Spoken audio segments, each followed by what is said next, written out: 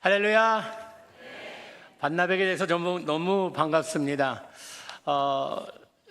백일교회의 제가 역사를 좀 보고, 제가 친구 목사님의 또 사모님이 백일교회 출신이시고 하셔서 여러 이야기를 들으면서 종합해 보니 건강한 교회이다, 참 좋은 교회이다, 역사 있는 교회이다, 순교자까지 이렇게 나는 이런 참 멋진 교회이다라는 이런 이야기를 들었습니다. 여러분 만나 뵙게 해서 너무 반갑고요.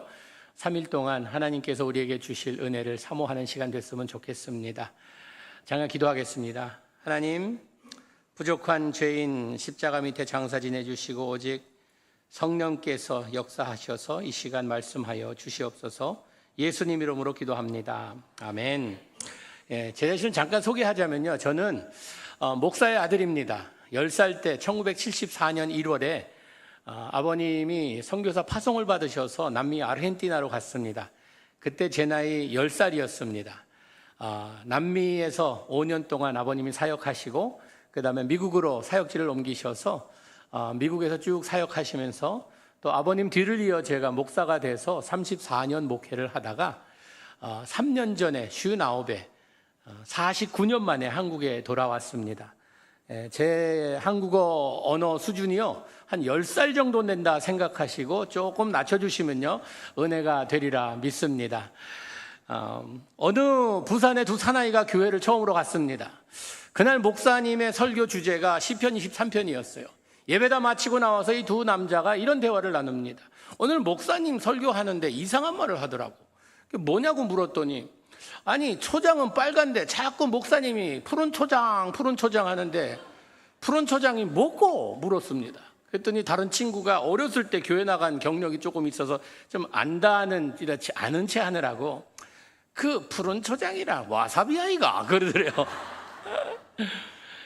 여러분, 우리가 익숙하다는 것이 사실은 우리에게는 걸림돌이 될 수 있습니다. 너무 잘 알기 때문에 거기에 소중함을 잊고 그냥 지나갈 때가 있어요. 오늘 여러분과 함께 나눌 주제는요, 사랑이라는 주제입니다. 사랑이라는 주제는 성경에서 제일 많이 나오는 주제 중에 하나입니다. 하나님을 이야기할 때 하나님은 사랑이시다, 오늘 본문 말씀처럼 하나님에 속한 사람들은 다 사랑하는 사람이어야 된다라는 이런 말씀입니다. 그리고 하나님이 인간을 살리시려고, 구원하시려고 계획하셨습니다. 그런데 그 동기부여가 뭐였어요? 하나님의 세상을 이처럼 사랑하사 독생자를 주셨다는 것입니다. 사랑의 하나님께서 사랑하기 때문에 우리를 구원하여 주셨어요. 예수님께서 세상에 오셔서 말씀하십니다. 제자들에게 너희들이 세상에 살아갈 때에 너희들이 내 제자인 것을 어떻게 세상이 알겠느냐? 너희들이 사랑하는 것을 보고 내 제자인 줄 알리라 말씀하십니다. 누가 와서 예수님께 묻습니다. 어느 계명이 제일 큰 계명입니까? 하나님을 사랑하라. 그 다음 계명은 뭡니까? 하나님을 사랑하는 것처럼 내 이웃을 사랑하라. 사랑을 말씀하셨습니다. 바울은 이렇게 이야기합니다. 믿음, 소망, 사랑, 이 세 가지는 다 있어야 되는데 그 중에 제일 최고를 뽑으라면 사랑이다 라고 이야기하면서 사랑장이라 불리우는 고린도전서 13장에 보니까요, 이런 말씀을 해요. 우리가 방언을 하고 예언을 하고 내가 몸을 불사르면서 헌신 희생을 다한다 하여도 우리 안에 사랑이 없다 그러면 그 모든 것이 꽝이라는 것입니다. 내가 교회에 개근상 탈 정도로 열심히 다니고 내가 진짜로 성경을 달달 외우고 내가 진짜 성경의 모든 신학적인 면을 다 안다 하여도 사랑이 없다 하면요, 그건 아무것도 아니라고 이야기하는 것입니다. 성령의 열매 중에 제일 먼저 나온 것이 뭡니까? 사랑이 나옵니다. 여러분, 우리가 이것을 모르는 바가 아닙니다. 제가 이렇게 이야기할 때 목사님 새로운 거 말씀하시네. 아니요, 전혀 그렇지 않습니다. 제가 들어보니까 작년, 재작년하고 보니까 신학교 총장님이 오셔서 저는 그냥 막 벌벌 떨면서 올라왔어요. 총장님이 오셔서 얼마나 멋진 말씀을 하셨을 텐데, 저같이 이렇게 미국에서 온 촌놈이 무슨 말을 해야 될까 하는데, 사랑을 이야기할 때 여러분, 우리가 이 사랑이라는 것을 모르는 것이 아닙니다. 사랑해야 되는 거 잘 압니다. 그런데 우리의 사랑, 우리가 알고 있는 사랑, 우리가 익숙한 사랑은요, 성경이 말하는 사랑과는 좀 급이 다릅니다. 차이가 있습니다. 우리가 익숙한 사랑은요, 굉장히 조건적이에요. 감정적입니다. 감정에 끌려야 사랑해요. 여러분, 결혼하신 분들 감정에 끌려서 결혼하셨잖아요. 안 그래요? 감정에 끌려서 결혼했는데 그 감정은 오래 못 갑니다. 감은 다 까먹고 정으로 살아가요. 안 그래요? 여러분 자녀를 낳으셨을 때, 아이를 안았을 때 얼마나 좋았어요. 첫 아이를 안았을 때 너무나 사랑스러워요. 하나님께 감사했잖아요. 주여 감사합니다. 이 사랑의 선물, 하나님 생명의 선물 너무나 감사합니다. 주님께서 우리 가정을 사랑하셔서 이런 선물을 주셨습니다. 너무 감사합니다. 하는데 아이가 그 하나님의 사랑의 선물에 아이가 자라면서 사춘기에 접어들면 갑자기 하나님의 선물이 나의 십자가로 바뀌어요. 내가 지고 가야 할 십자가, 주여 나에게 힘을 주시옵소서, 뭐 그렇게 바뀌어요. 그게 감정에 이끌린 사랑이에요. 그리고 우리는 굉장히 조건부적인 사랑으로 사랑합니다. 사랑스럽고 사랑받을 만한 사람을 사랑해요. 또 사랑을 나에게 되돌려 놓는 사람을 사랑해요. 그렇지 않다 보면요, 그 사람 갑자기 사랑하다가도 미워져요. 그렇게 내가 저 사람 없으면 못 살겠다고 고백하면서 결혼한 사람이 갑자기 이게 감정이 변하고 뭐 그러면서 저 사람 변했네 그러면서 그 다음에 더 이상 못 살겠다 그러고 사랑을 하지 않아요. 이게 인간의 사랑입니다. 우리의 익숙한 사랑입니다. 여러분, 우리는요, 이 신앙생활 할 때도요, 우리의 감정에 이끌려 신앙생활 하다간요, 이게 오르락내리락 합니다. 뭐 인생이 좋고 뭐가 잘 풀릴 때는요, 하나님이 나를 사랑하시는구나, 나를 진짜 좋아하시는 거야, 주여 할렐루야 감사합니다 하다가 갑자기 가시밭을 걸게 되고 진짜 어려운 길을 걸게 될 때에는 하나님 버리셨나, 나를 잊으셨나, 사랑이 변하셨나, 하나님 나 왜 이러십니까 나에게, 이래요. 왜? 감정에 이끌려 우리가 신앙생활 하다 보니까 그렇습니다. 여러분, 성경이 말하는 사랑은요, 감정적인 사랑이 아니라 우리가 선택하는 사랑입니다.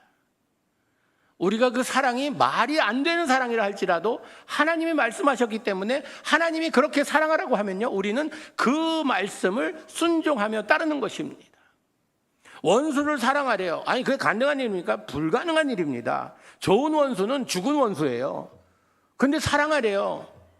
하나님이 말씀하셨기 때문에 그냥 어려워도 순종하겠다고 한번 몸부림쳐 보는 거예요. 그게 성경의 사랑이라는 것입니다.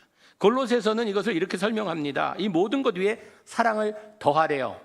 이 더하라는 말은 영어로 보니까 over all this virtue put on love. 옷을 입듯이 이 사랑을 입으래요. 의도적인 거예요. 일부러 해야 되는 것이에요. 그냥 내가 교회 오래 다녔다고 이 사랑은 자동적으로 생기는 것이 아닙니다. 순종을 선택하고 그 길을 그냥 일부러 의도적으로 걷는 거예요. 그게 성경의 사랑이라는 것입니다. 내가 오늘 이 자리에 나오기 위해서 옷을 골라야 됐잖아요. 옷장에서 옷을 꺼내서 어떤 거 입고 가야 내가 오늘 맵시 있을까, 내가 오늘 멋져 보일까, 옷을 골랐잖아요. 골라놓으면 입혀집니까? 저 옷이 좋겠다, 입혀줘라 하면 입혀집니까? 아니요. 내가 잡고 팔을 끼고 옷을 입어야 입혀집니다. 성경의 사랑이 그런 것입니다. 하나님께서 말씀하시는 그 어려운 사랑을 내가 어렵다고 옆으로 제쳐놓는 것이 아니라 일부러 그 일을 내가 선택하여 하는 것입니다. 순종하는 것입니다. 왜냐하면 나의 선택은요, 나의 삶을, 나의 행동을 좌우합니다. 감정적인 사랑이 아닌 현실적이고 실천적이고 의도적인 이 사랑을 하는 것입니다. 여러분, 그러기 위해서는요, 우리가 먼저 하나님의 사랑이 무엇인지 맛봐야 돼요. 맛봐야 돼요. 시편 34편에 보면요, 하나님의 선하심을 맛보아 알지어다 라는 말씀이 있습니다. 맛보아 알래요. 제가 3년 전에 한국에 왔습니다. 저는 국적이 미국이기 때문에 거소증이라는 것을 만들어야 이제 은행 구자도 열고 아파트도 얻고 그럴 수 있기 때문에 거소증을 만드는데 한 2달이 걸렸습니다.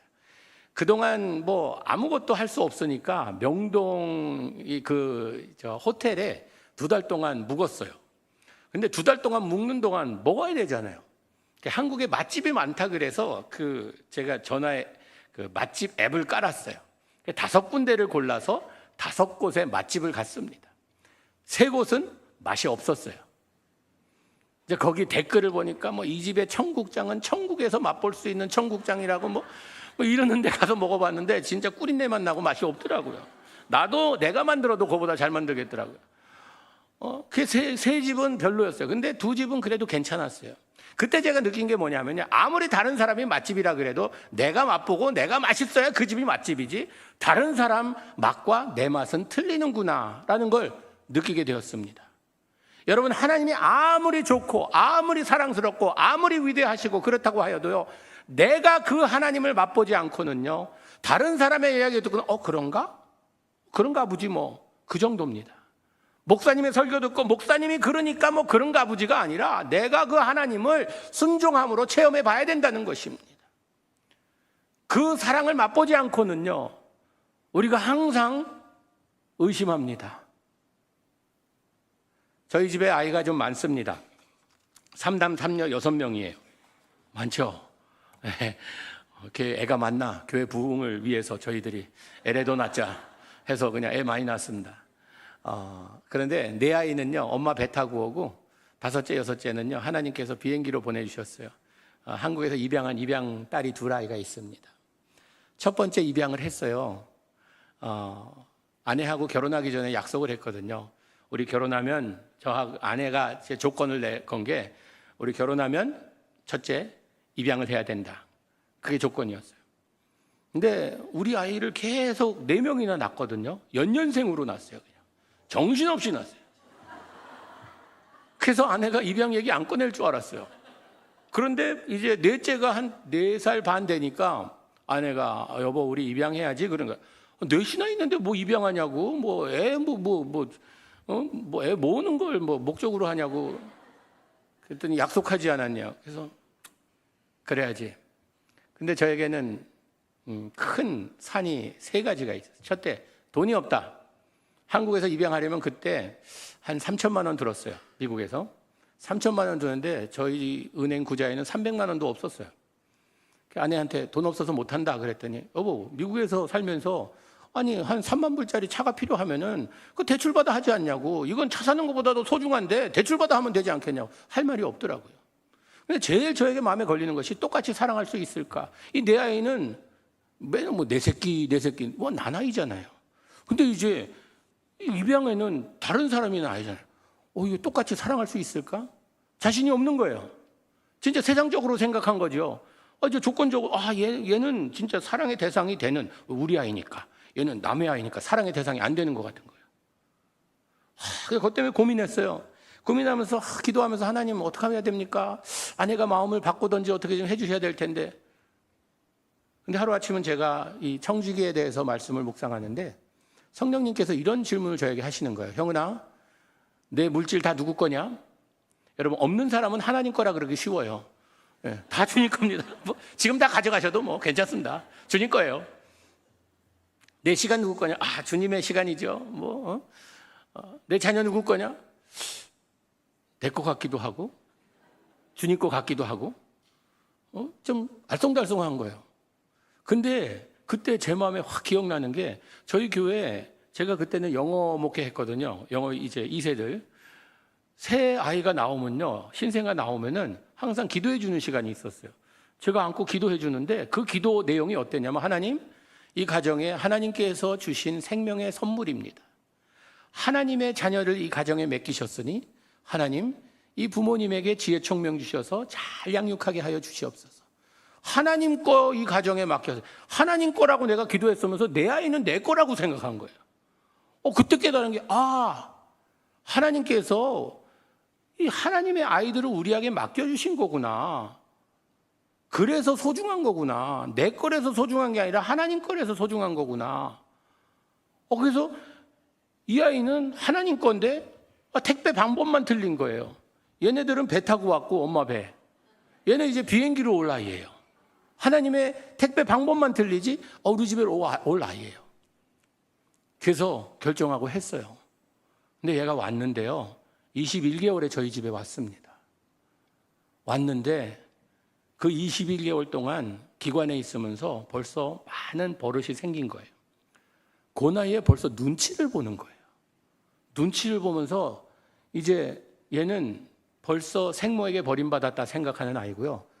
그 사회복지분이 그러더라고요. 얘는 벌써 보육원에서도 버림받았다고 생각하는 거라고. 자기가 익숙하고 친한 친구들 자기의 의사는 물어보지 않고 그냥 미국에서 가족에서 왔다 그러고 데려가니까 자기는 아무 말도 못하고 그냥 끌려간 거예요.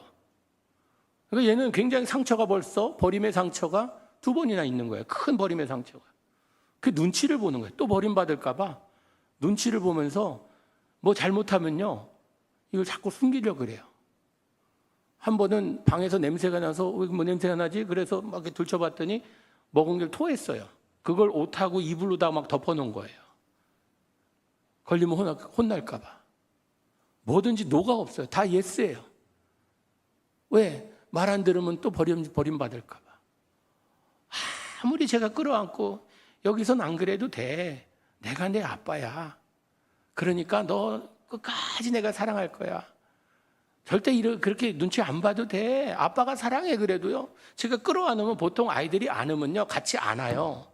근데 얘는요 장작개비처럼 막 하고 사랑한다 해도 사랑을 받아본 적이 없는 거예요. 얘는. 그래서 뻣뻣하게 있는 거예요.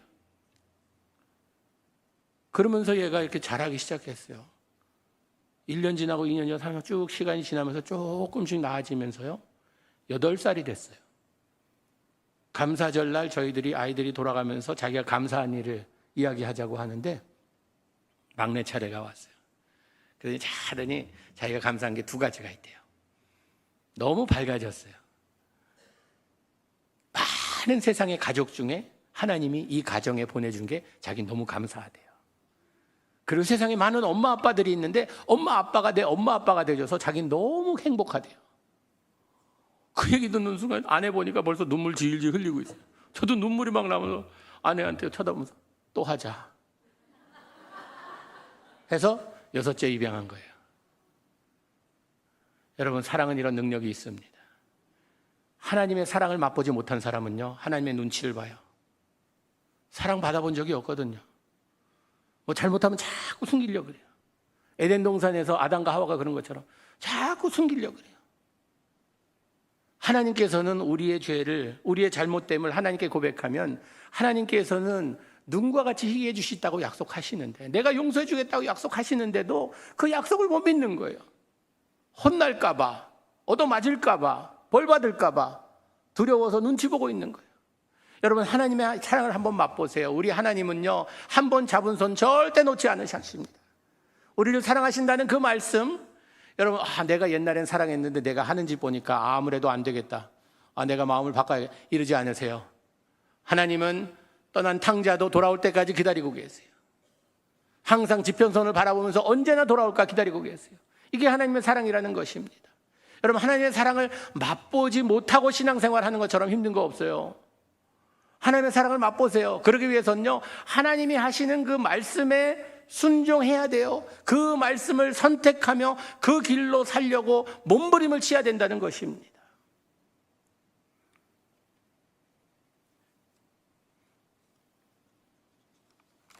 우리가 하나님의 사랑하면은 오늘 시간상 2가지만 나누고 여러분 말씀을 마무리하도록 하겠습니다. 여러분 하나님의 사랑은요 어떤 사랑인가 하면 용서하는 사랑이에요. 우리가 이쁜 짓 하고 착하게 굴고 아주 우리가 교회도 열심히 다니고 내가 그래도 이만하면 괜찮지 했기 때문에 주님께서 나를 사랑해 주신 것이 아니라, 우리가 아직 죄인 되었을 때에, 아직도 옳고 그름을 판단하지 못하고 그럴 때에 우리를 사랑해 주셨다는 것입니다. 가끔 전도하다 보면요 이런 얘기를 가끔 듣습니다. 목사님 나 술 담배 끊은 다음에 교회 나갈게요. 아니요, 하시면서 나오세요. 주님께서 그 하는 분도 사랑하세요. 예? 그냥 나오세요. 하나님의 사랑을 그냥 받으세요. 그러면 되는 거예요. 여러분 우리는요 이 용서라는 것이 얼마나 중요한지 모르는데, 우리는 사랑하는 사람도 용서하지 못하는 사람들이 많아요. 안 그래요? 사랑한다 하면서 꽁 해갖고 부부싸움 안 하고 지금까지 살아온 분 손들라 그러면 거짓말할 시간 오늘 드리겠습니다. 안 싸우는 사람 어디 있어요? 밉게 안 구는 사람 어디 있어요? 다 있죠. 자녀들 양육하다 보면은 참 얼마나 속상하고 막 그냥 쥐어받고 싶은 때가 얼마나 많아요. 근데 성경에서 우리에게 말씀하시는 하나님은 용서하래요. 용서하래. 내가 너희를 용서한 것처럼, 우리가 주님 가르치신 기도 외우잖아요. 우리가 우리의 죄를 용서한 것처럼 우리도 용서하게 해달라고 기도합니다. 이게 굉장히 무서운 기도입니다. 무슨 말인가 하면요, 하나님이 내가 용서하는 만큼 나 용서해 달라는 것입니다. 내가 용서하지 못하고 산다고 하면요, 그러면 하나님 나 안 용서해도 된다, 용서 안 받고 어떻게 사시겠어요?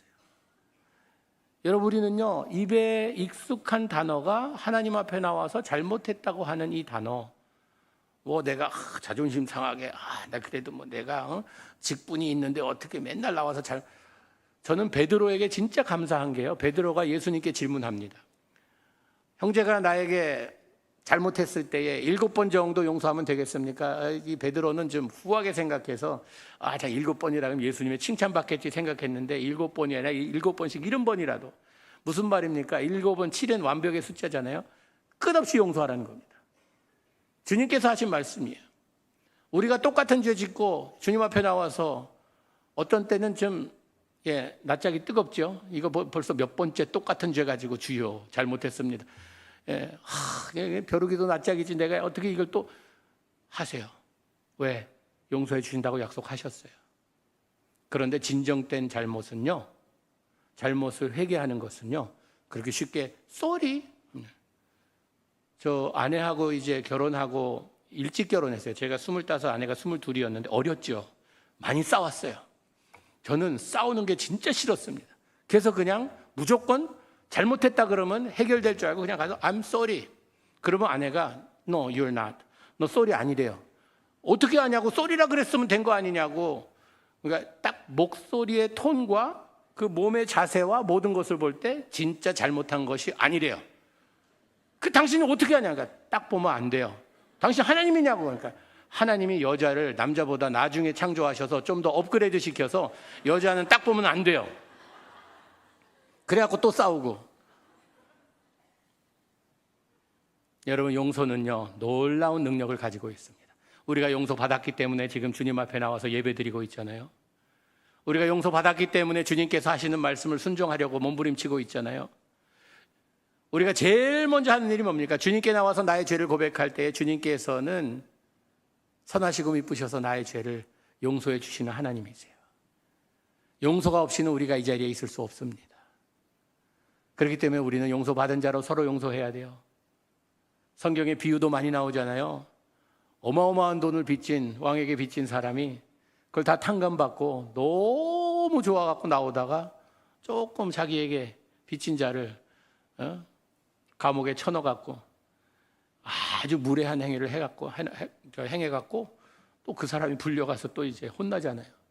그런 것처럼 우리도 용서하며 살아야 돼요. 우리 믿는 자들이 써서는 안 되는 용어들이 있잖아요. 내 눈에 흙이 들어가더라도 이 말 쓰면 안 돼요. 진짜 하나님이 흙 집어넣습니다. 뭐 가문에서 재벌이 그런 말 하지 마세요. 용서하는 곳이 천국입니다. 행복하려면 용서해야 돼요. 또 용서를 구해야 돼요. 전 목사 아들로 자랐습니다. 저희 아버님이 굉장히 엄하셨어요.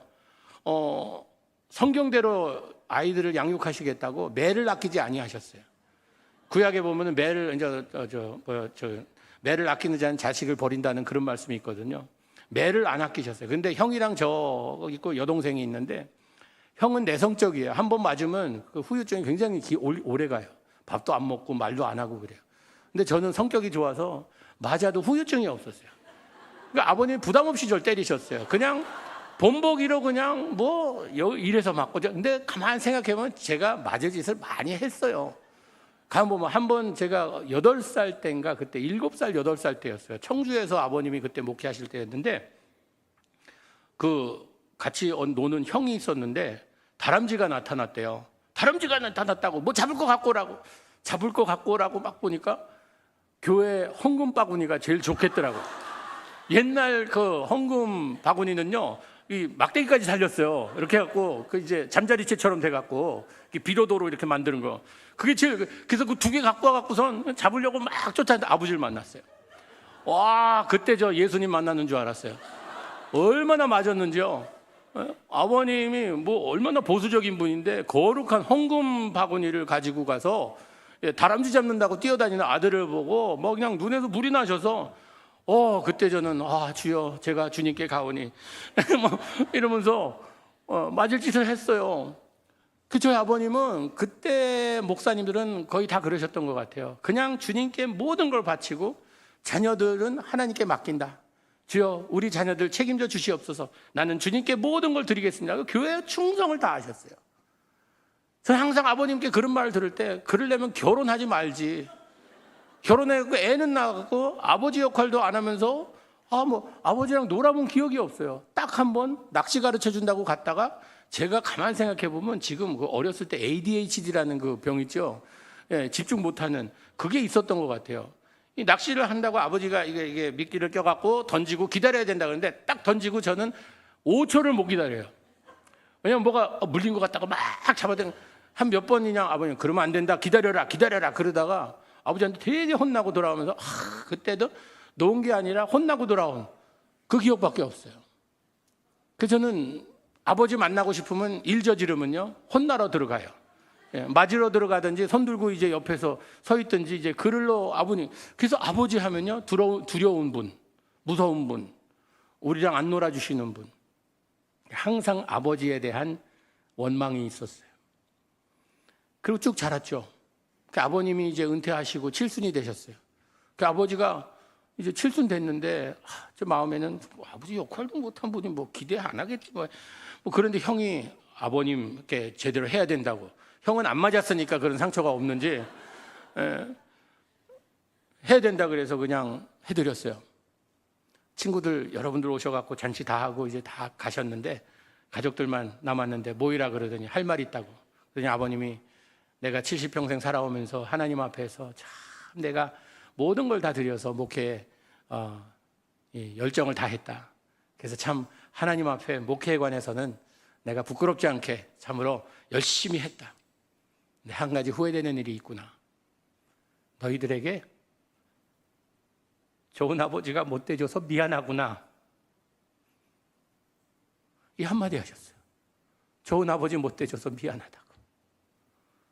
그 한마디에 여기 꽉 맥혀있던 뭐가 뻥 뚫리는 것 같은 기분이에요.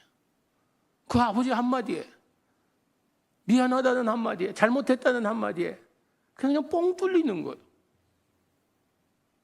그래 형 봤더니 형도 눈물을 흘리고 있고 저도 그냥 눈물 안 보이려고 고개 숙이고 이러고 있는데 눈물이 멈추지 않는 거예요. 아버지의 그 한마디가 잘못했다는 한마디가 이런 능력이 있구나. 우리 하나님 아버지의 내가 내 아들 예수 그리스도를 십자가에 죽게 함으로 너의 죄 다 용서했다. 그러니까 괜찮다. 그 능력이 있듯이요. 우리가 용서를 구하고 용서를 빌 때 놀라운 능력이 있습니다.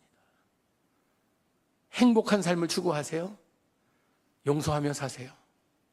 남편이 부족한 데가 있죠. 왜 없겠어요.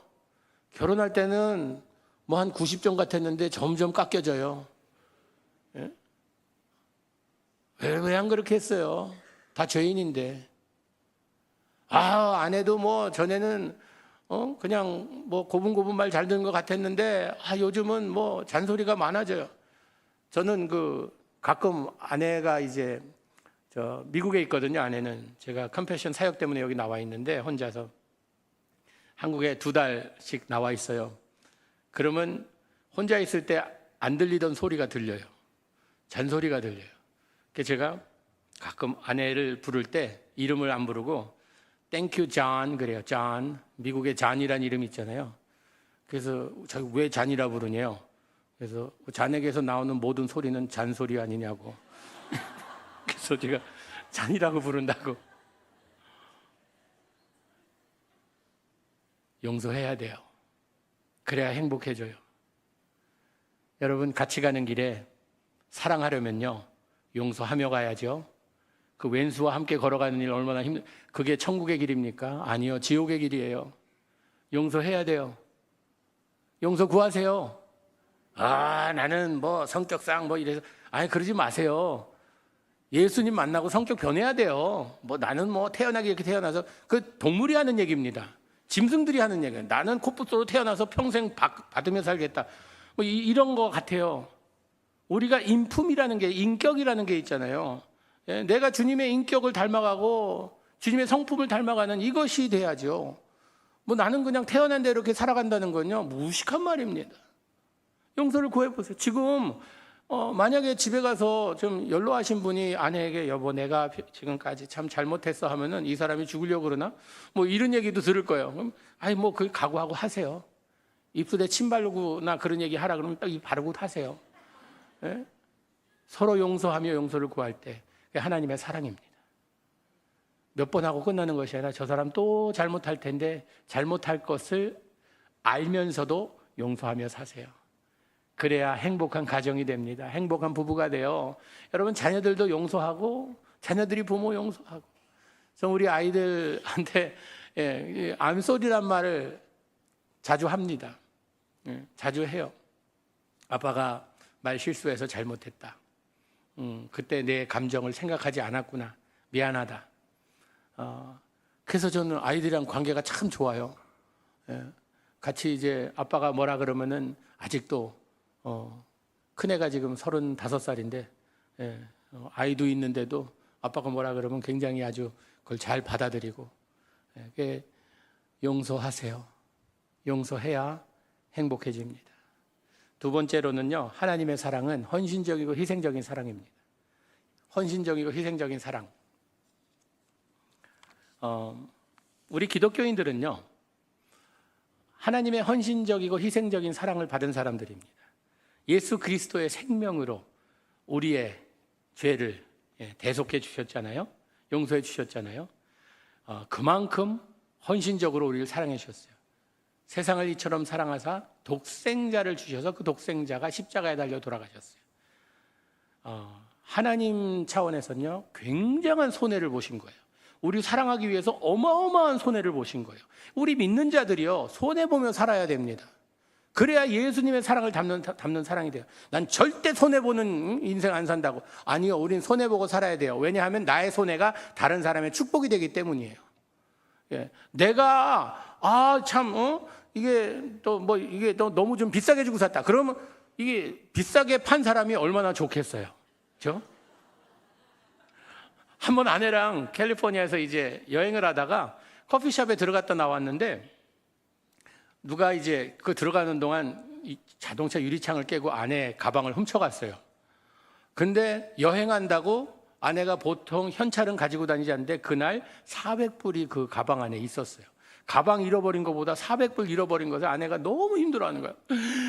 그러면서 뭐 너무 힘들어하고 그냥 그 옆에 보니까 세차장이 있더라고요. 가서 그 깨진 유리 다 이제 백큐음하고 저 길 건너 보니까 홈디포라고 이제 저 철물점 같은 게 있어서 가서 비닐로 두꺼운 거 사서 테이프로 이제 붙였어요. 깨진 데.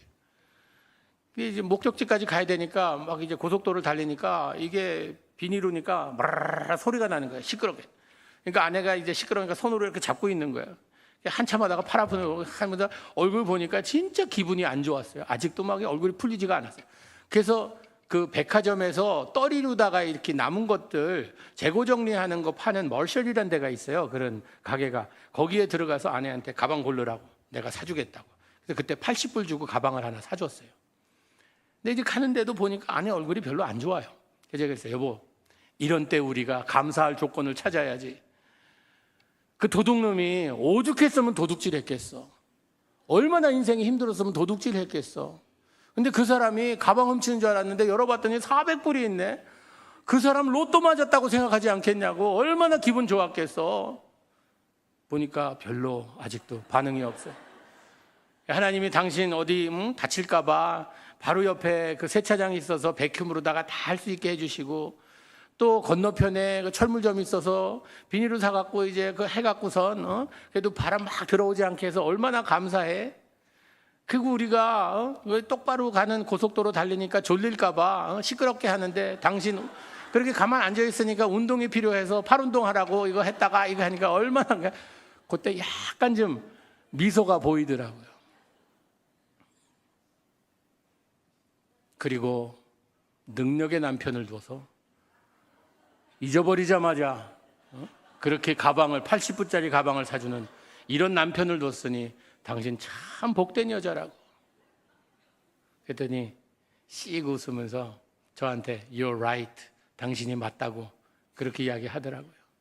여러분 어떠한 어려운 상황에서도요, 하나님의 역사하심을 나의 손해보는 상황 가운데 내가 사기당하고 친구가 나를 배신하고 이런 상황에서도요, 감사할 조건을 찾으면 보이기 시작합니다.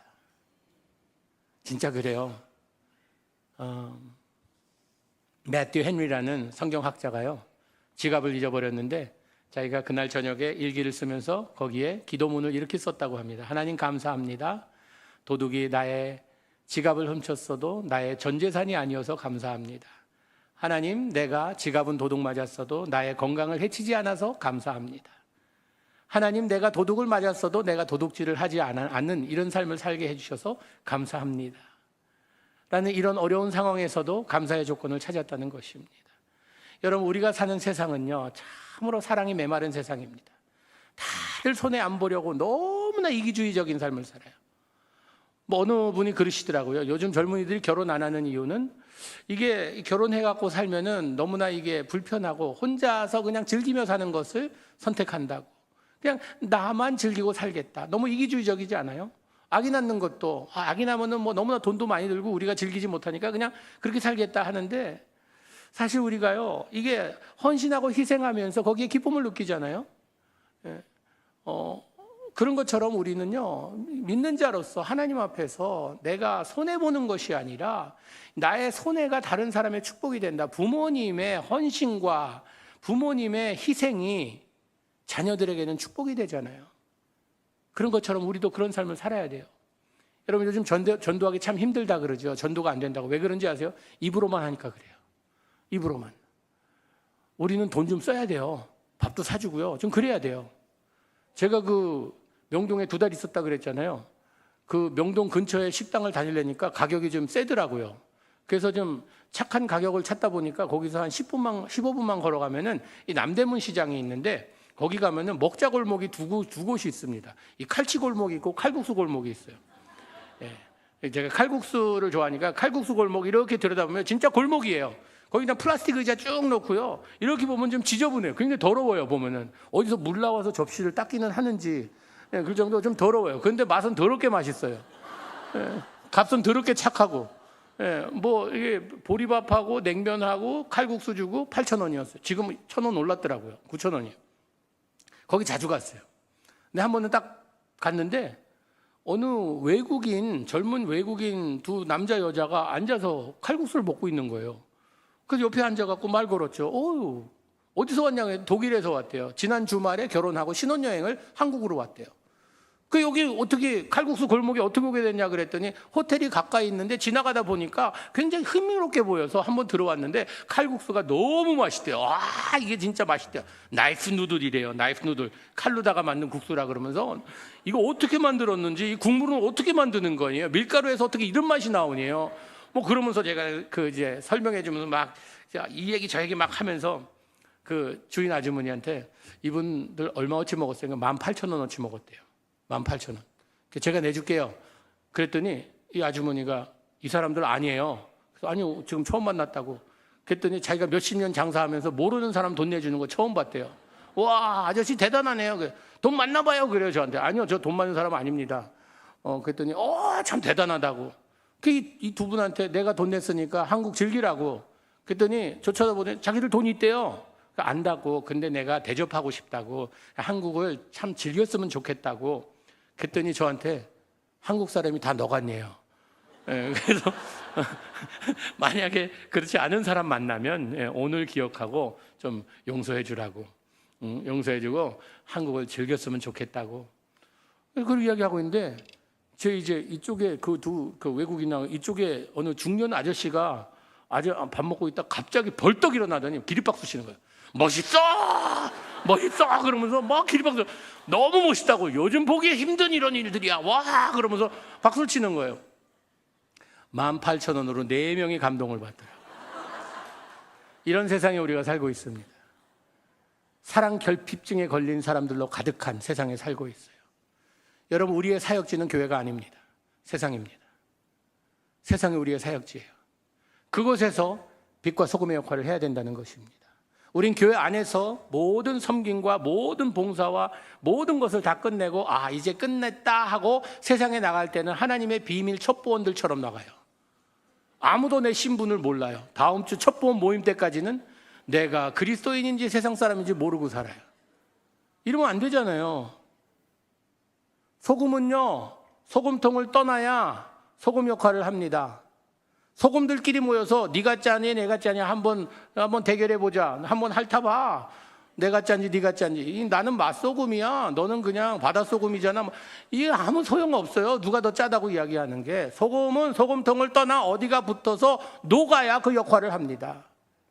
우리가 세상에 들어가서 내가 그리스도인으로 주님의 자녀로서 용서받은 자로서 사랑받은 자로서 그 역할을 하기 위해서는요, 가끔 손해를 보면서 해야 돼요. 축복해야 돼요.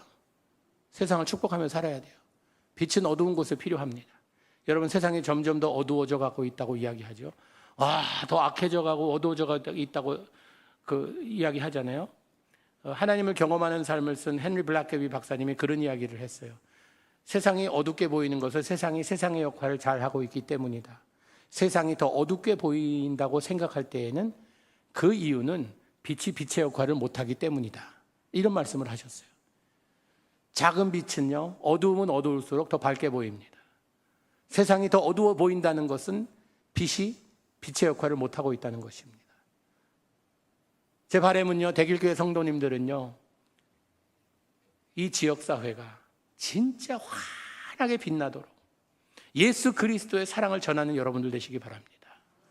우리는 정죄하는 데는 굉장히 익숙해져 있어요. 세상이 얼마나 악하고 세상이 얼마나 못되고 이것도 죄고 저것도 죄고 너무나 더럽고 세상에서 어떻게 살기 힘들다, 이런 건 잘해요.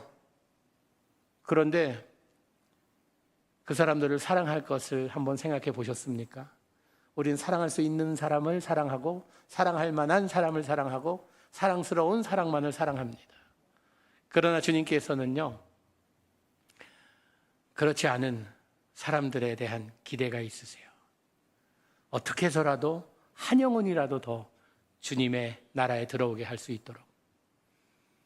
제가 34년 미국에서 목회하고 59세에 조기 은퇴한 이유가 있어요. 그 이유는 아내하고 두 번째 약속은 결혼하기 전에 언젠가 모르지만 우리가 어려운 아이들을 위해서 삶을 바치자, 그 약속을 해달라고 해서 제가 그때야 급한 때였으니까 뭐든지 예스 해야지, 헤어지지 않겠다는 그런 상황이어서 그냥 오케이 했어요.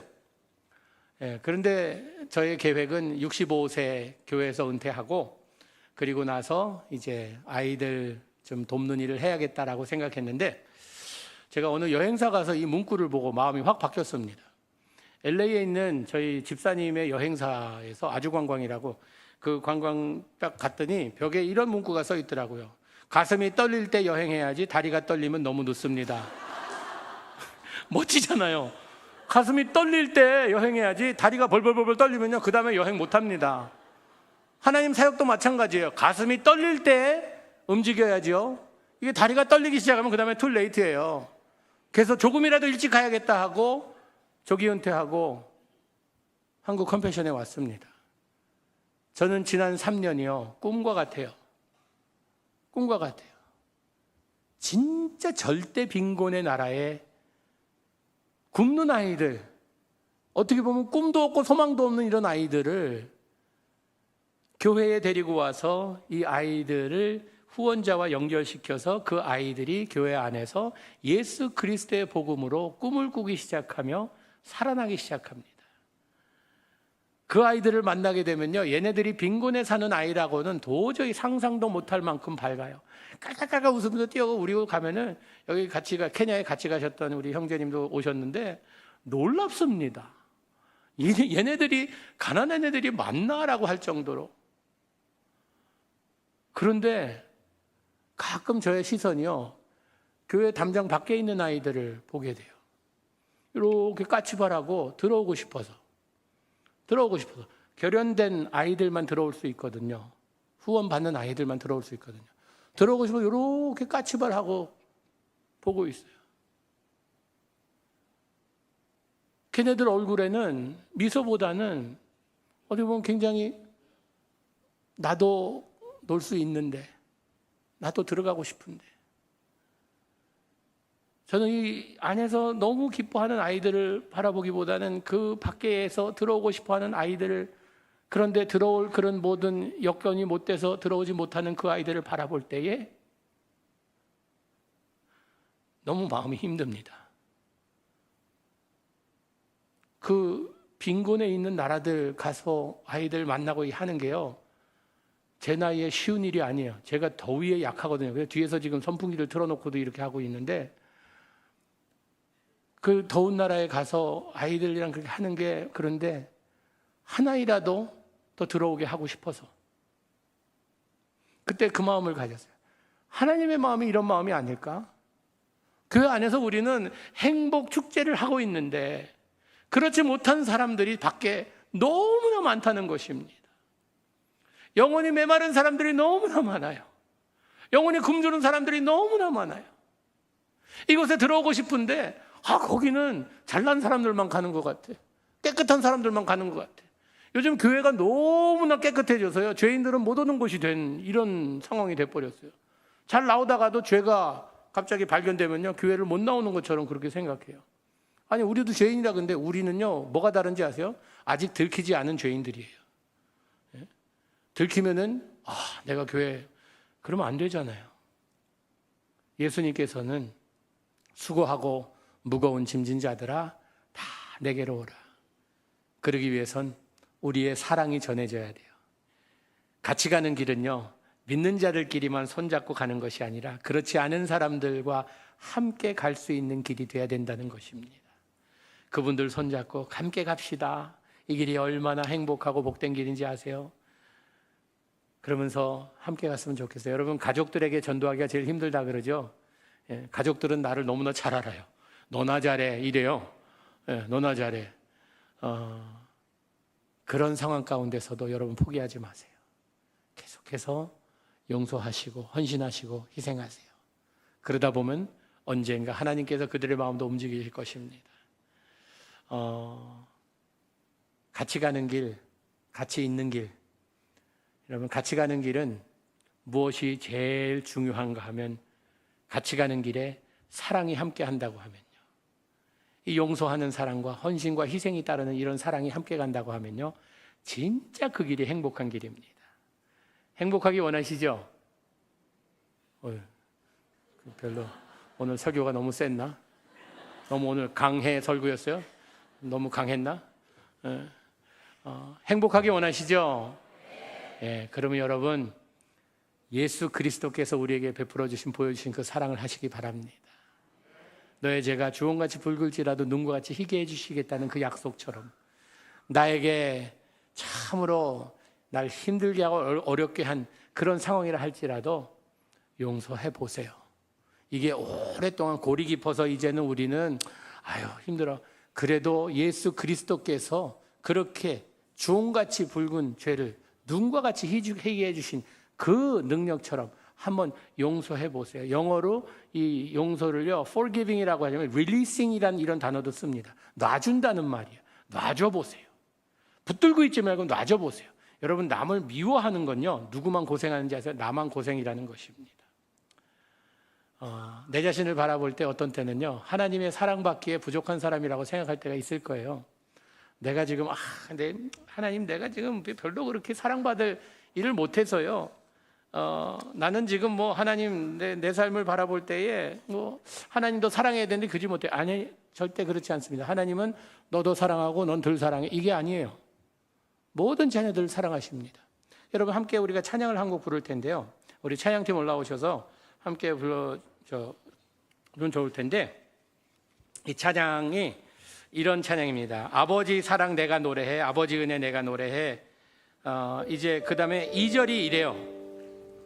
하나님의 사랑은 상한 갈 때 꺾지 아니하신대요. 상한 갈 때는요, 아무 가치가 없습니다.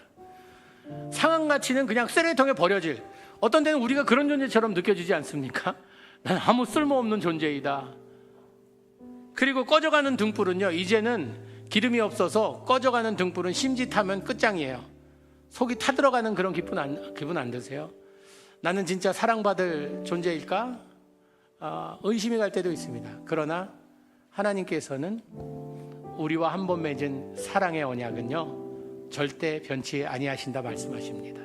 내가 느끼는 그것은 하나님이 주시는 마음이 아니라 내가 이렇게 나는 뭐 아무것도 아니고 나는 하나님 사랑 받을 자격, 이건요 사탄 마귀가 우리에게 거짓을 말하는 것입니다.